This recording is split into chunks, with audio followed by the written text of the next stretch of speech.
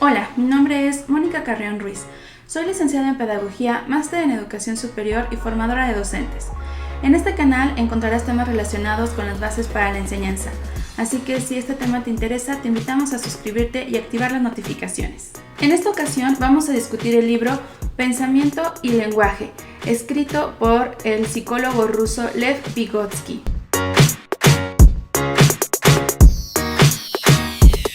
La historia de Vygotsky encierra por lo menos dos tragedias que este libro pone de manifiesto. Número 1. La interrupción de sus investigaciones debido a su muerte prematura. Falleció de tuberculosis a los 38 años. Y número 2. No haber tenido la oportunidad de discutir sus teorías con Jean Piaget, a pesar de haber sido contemporáneos. En esta edición se incluye una carta escrita por Piaget respondiendo a las críticas que Vygotsky hizo a su trabajo. El mismo Piaget lamenta haber descubierto el trabajo de Vygotsky 25 años después de su muerte. Algo que llamó mi atención al leer este libro son las analogías y los ejemplos que utiliza Vygotsky para explicar sus postulados. Son construcciones creativas que frecuentemente recurren a cuentos, fábulas o novelas clásicas. Especialmente el último capítulo pone de relieve el afecto de Vygotsky por la literatura. Su gran erudición literaria sirvió para enriquecer muchos de sus trabajos, tal como lo menciona José Itzigson en el prólogo de este libro.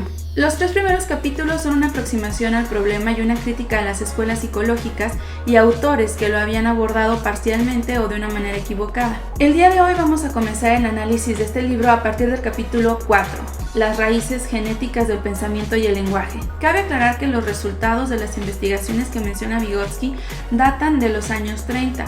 Muchos hallazgos se han desarrollado a partir de entonces, sin embargo, las teorías esenciales permanecen. A través del estudio genético del pensamiento y el lenguaje se ha descubierto que su relación sufre muchos cambios y se ha establecido que sus progresos no son paralelos. Esto se aplica tanto a la filogenia, es decir, dentro de la evolución de la especie, como a la ontogenia, su evolución individual. Los estudios de Kohler sobre monos probaron que la aparición del pensamiento en los animales no está de ningún modo relacionado con el lenguaje. Los chimpancés demuestran formas diversificadas de comunicación lingüística entre ellos. La primera es su vasto repertorio de expresiones afectivas, juego facial, gestos, vocalización y movimientos que expresan emociones sociales, como ademanes de saludo, etc. Los chimpancés de Kohler jugaban con tiza de colores, pintando con los labios e incluso con pinceles, pero no mostraron nunca el más leve intento de representar algo en sus dibujos. Por otro lado, Yerkes presenta una teoría para explicar la falta de lenguaje real en los chimpancés. Su aparato fonador está bien desarrollado y funciona como el del ser humano. Lo que falla es la tendencia a imitar sonidos. Su mímica depende enteramente de sus estímulos ópticos. Copian las acciones pero no los sonidos. Yerkes aplicó 4 métodos para enseñar a hablar a los chimpancés y ninguno de ellos tuvo éxito. Kohler dice que si las primeras experiencias sobre la inteligencia de los monos fracasaron al tratar de demostrar que estos no tienen ninguna, no era realmente porque no la poseyeran, sino porque se utilizaron métodos que no eran adecuados. Las investigaciones de la capacidad intelectual prueban tanto al experimentador como al sujeto. Cabe aclarar en este punto que en la década de los 70 se dieron a conocer investigaciones sobre simios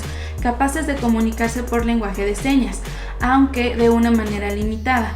Hasta la fecha no se ha podido enseñar a un simio a pronunciar palabras, a pesar de que tienen aparato vocal y las cuerdas fonéticas necesarias. Referente a esta descripción del habla de los monos, Vygotsky aclara 3 puntos. Número 1. La coincidencia de la producción de sonidos con gestos afectivos es muy común entre los animales dotados de voz.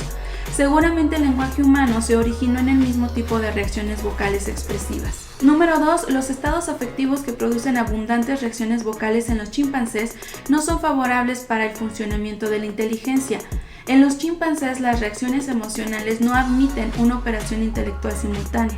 Número 3. La descarga emocional no es la única función del lenguaje en los monos. Como en otros animales y en el ser humano, también es medio de contacto psicológico con otros de su especie, pero esta función no está conectada con reacciones intelectuales. De lo cual se concluye lo siguiente respecto a la filogenia del pensamiento y del lenguaje, es decir, la evolución como especie. Número 1. Pensamiento y lenguaje tienen diferentes raíces genéticas. Número 2. Las dos funciones se desarrollan a lo largo de líneas diferentes independientemente una de otra.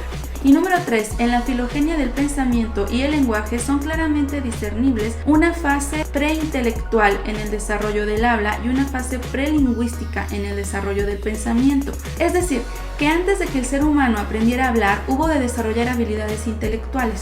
Y antes de que el ser humano pudiera construir pensamientos superiores, hubo de desarrollar habilidades lingüísticas. Ontogenéticamente, es decir, en la evolución de cada individuo, también se puede distinguir dos líneas separadas que emergen de dos raíces genéticas diferentes. En los experimentos realizados con monos y con niños que todavía no habían aprendido a hablar, los descubrimientos fueron similares. Se descubrió que antes del lenguaje aparece la acción que se torna significativa, en otras palabras, conscientemente intencional. Las raíces preintelectuales del habla en el desarrollo infantil son el balbuceo, los gritos e incluso las primeras palabras. No todas ellas cumplen una mera función de descarga. Algunas de estas manifestaciones han demostrado una función social. A los 2 años, las dos curvas de desarrollo, la del pensamiento y la del lenguaje, hasta entonces separadas, se encuentran y se unen para iniciar una nueva forma de comportamiento.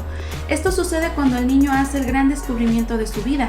Se encuentra con que cada cosa tiene su nombre. Este instante crucial en el que el lenguaje comienza a servir al intelecto y los pensamientos empiezan a ser expresados está señalado por 2 síntomas. Número 1, la repentina y activa curiosidad del niño acerca de las palabras.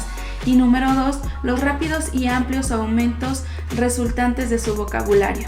En otras palabras, el lenguaje no puede ser descubierto sin el pensamiento. Las conclusiones respecto a la ontogenia del pensamiento y el lenguaje, es decir, su evolución en cada individuo, son las siguientes. Número 1. En su desarrollo ontogénico, el pensamiento y el lenguaje provienen de distintas raíces genéticas. Número 2. En el desarrollo del habla del niño, se puede establecer una etapa preintelectual, el balbuceo, los gritos, etc. Y en su desarrollo intelectual, una etapa prelingüística. El niño aprende las palabras antes de comprender por completo su significado. Número 3. Las dos raíces siguen líneas separadas hasta que en un momento determinado se encuentran y el pensamiento se torna verbal y el lenguaje racional. Vygotsky considera que el desarrollo del lenguaje sigue el mismo curso que todas las otras operaciones mentales.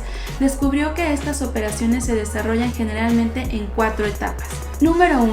La primera es la fase primitiva o natural, el lenguaje preintelectual, es decir, sonido sin pensamiento. Y pensamiento preverbal, pensamiento que no se puede manifestar con palabras. Número 2. La etapa de la psicología simple. El niño experimenta con las propiedades físicas de su propio cuerpo y con las de los objetos que se encuentran a su alrededor. Aplica esta experiencia al uso de herramientas. Es el primer ejercicio de la naciente inteligencia práctica del niño. Respecto al lenguaje, implica el uso correcto de formas y estructuras gramaticales antes de que haya entendido las operaciones lógicas en las cuales se apoyan. Por ejemplo, el niño puede usar las palabras pero, cuándo, por qué, sí, mucho antes de que pueda entender las relaciones causales, condicionales o temporales. Número 3. La fase egocéntrica. El niño utiliza signos externos, operaciones externas como ayuda en la solución de problemas internos. Por ejemplo, cuenta con los dedos o recurre a ayudas para memorizar, etc. Respecto al desarrollo del lenguaje, el niño se habla a sí mismo en voz alta mientras realiza una actividad. Número 4. La etapa de crecimiento interno. La operación externa se convierte en interna. El niño comienza a contar en su cabeza. Esta es la etapa final del lenguaje interiorizado, sin sonido. El desarrollo del pensamiento está determinado por el lenguaje, es decir, por las herramientas lingüísticas del pensamiento y la experiencia sociocultural del niño. La naturaleza misma del desarrollo cambia de lo biológico a lo sociocultural. El pensamiento verbal no es una forma innata, natural de la conducta, pero está determinado por un proceso histórico-cultural y tiene propiedades específicas y leyes que no pueden ser halladas en las formas naturales del pensamiento y la palabra.